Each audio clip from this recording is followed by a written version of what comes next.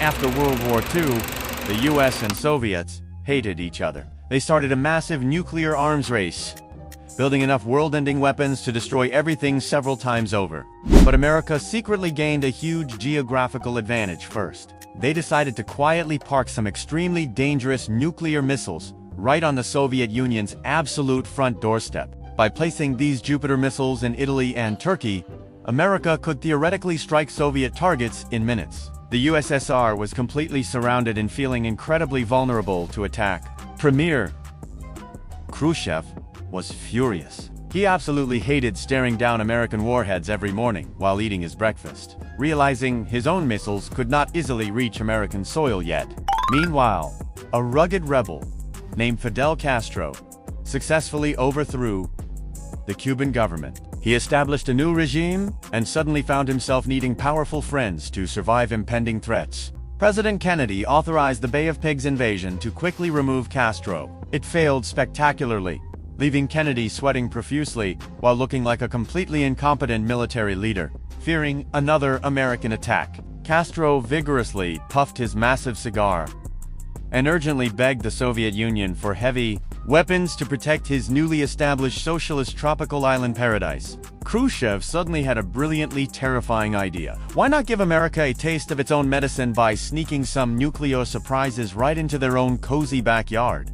Deploying secret missiles to Cuba meant the Soviets could finally strike almost any major city in North America within minutes, perfectly leveling the terrifying global nuclear playing field. Operation Anadir began immediately. Soviet ships, disguised as simple cargo vessels, secretly sailed toward the Caribbean, carrying enough nuclear firepower to permanently alter human history forever. On October 14th, an American U-2 spy plane took a lovely morning flight over Cuba. Instead of beautiful beaches, it photographed something absolutely terrifying: Soviet nuclear missiles. These weapons could hastily obliterate Washington in minutes. The United States was suddenly staring down the barrel of a loaded gun, and panic immediately flooded the government. President Kennedy received this horrifying news while eating breakfast. He choked on his morning coffee, realizing the Cold War had just marched directly into his own backyard.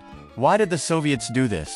Soviet leader Khrushchev wanted to protect his new buddy Castro and casually balance the global power scale. He felt extremely clever. Meanwhile, Fidel Castro was completely thrilled. He happily smoked his massive cigar, viewing these shiny new apocalyptic rockets as the ultimate insurance policy against another American invasion. Kennedy quickly assembled his top advisors in a highly secretive group called XCOM. The atmosphere inside the White House was incredibly tense, mostly filled with intense screaming.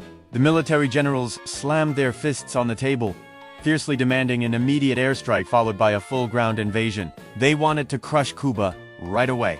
However, diplomats nervously warned that bombing the Soviet forces would undoubtedly trigger World War III.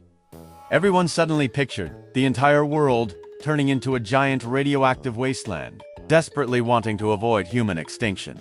Kennedy rejected the invasion. Instead, he decided to establish a strict naval blockade around the island, officially calling it a quarantine.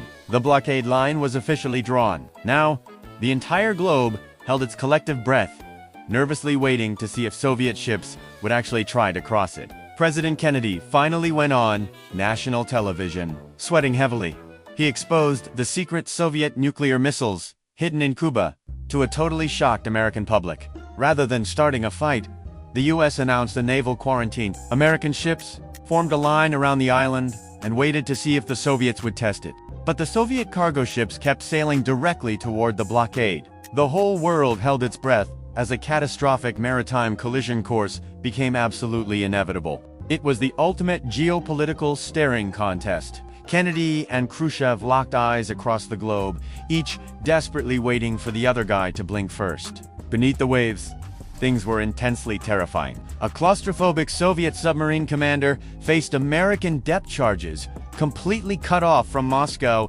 and ready to fire. Meanwhile, Castro watched the impending chaos with absolute delight. He demanded a preemptive nuclear strike, fully willing to see his entire island burn into ashes. Suddenly, Washington received a surprising, emotional message from the Soviet leader. Khrushchev offered a reasonable compromise.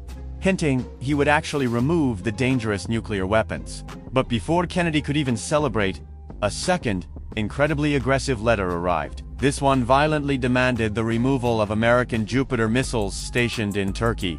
The conflicting messages sent the American cabinet into total panic. Nobody knew which letter represented the true Soviet stance, pushing diplomatic tensions to their breaking point. Exhausted and running out of time, Kennedy made a brilliant gamble. He simply ignored the aggressive second letter, completely accepting the peaceful terms of the first. October 27th. Black Saturday. The tension is absolutely agonizing. Suddenly, a Soviet missile blows an American U-2 spy plane right out of the Cuban sky. The pilot dies instantly. In Washington, the military demands immediate retaliation.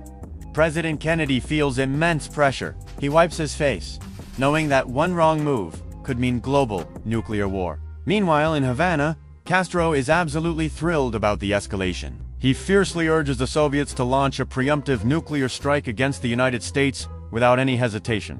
Back in Moscow, Premier Khrushchev realizes things are rapidly spiraling out of control. He frantically waves a shoe, desperately trying to prevent this chaotic standoff from exploding completely. Far beneath the ocean surface, things are getting dangerously terrifying. 4 Soviet submarines are secretly hiding near Cuba. Suddenly, American destroyers start dropping practice depth charges right above. Inside the B-59 submarine, the heat is entirely unbearable.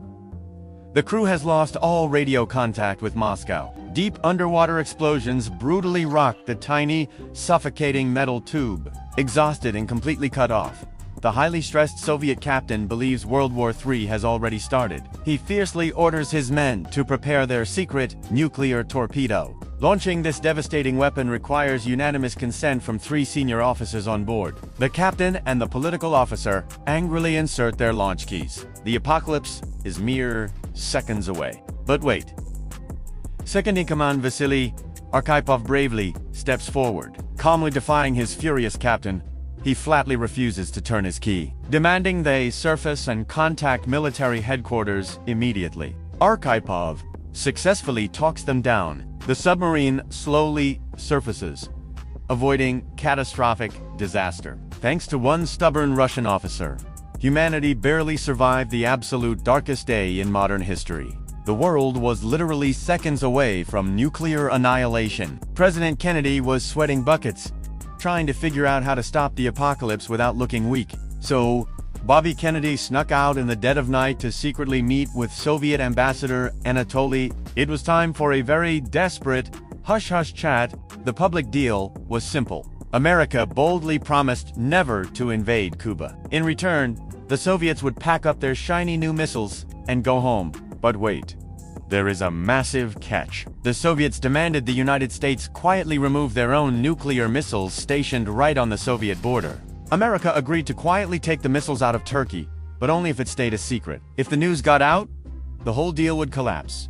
Back in Moscow, Khrushchev received this incredibly sweet backdoor offer. He realized he could finally claim a strategic victory without actually ending all life on Earth. To make sure Kennedy could not back out, Khrushchev bypassed normal diplomatic channels. He frantically broadcasted his acceptance directly over Radio Moscow for the world. Suddenly, the terrifying countdown stopped. Deep underwater, Soviet submarine crews, holding their breath, finally exhaled. The horrifying threat of mutual assured destruction vanished into thin air. However, someone forgot to tell Fidel Castro. He heard the news on the radio and was absolutely furious that his Soviet allies abandoned him without asking. Ultimately, Kennedy looked like a strong hero publicly, while Khrushchev got exactly what he wanted secretly. Humanity miraculously survived its most incredibly dangerous game of chicken. The 13 terrifying days finally ended. In Washington, President Kennedy collapsed into his chair, utterly exhausted but deeply relieved that total nuclear annihilation was narrowly avoided. Over in Moscow, Premier Khrushchev wiped his own brow. He had boldly pushed the world to the absolute brink, but ultimately chose rational compromise over global destruction. However, not everyone felt victorious. Down in Cuba, Fidel Castro was absolutely furious. The superpowers had negotiated the fate of his nation without even inviting him. Deep underwater, a stressed Soviet submarine commander finally relaxed his grip. A single miscommunication down in the claustrophobic dark could have easily triggered the apocalypse anyway. Realizing how close a simple misunderstanding brought them to doomsday, both nations agreed they needed a faster way to talk. The famous direct hotline was officially established. This direct communication link ensured that future leaders could instantly resolve dangerous crises. They bypassed slow diplomatic channels to prevent accidental wars driven by pure panic. The crisis also solidified the terrifying concept of mutually assured destruction. Both sides completely understood that firing even one nuclear weapon meant absolute death for everyone. Paradoxically, this horrific balance of terror successfully maintained the peace. The shared fear of total global annihilation effectively deterred the great powers from direct military conflicts. Today, the profound lessons of those 13 days remain incredibly relevant.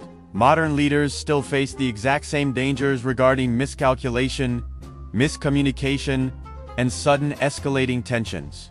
Humanity survived the Cuban Missile Crisis by choosing diplomacy over pride. We must continuously remember that a single catastrophic misjudgment could easily end our entire world.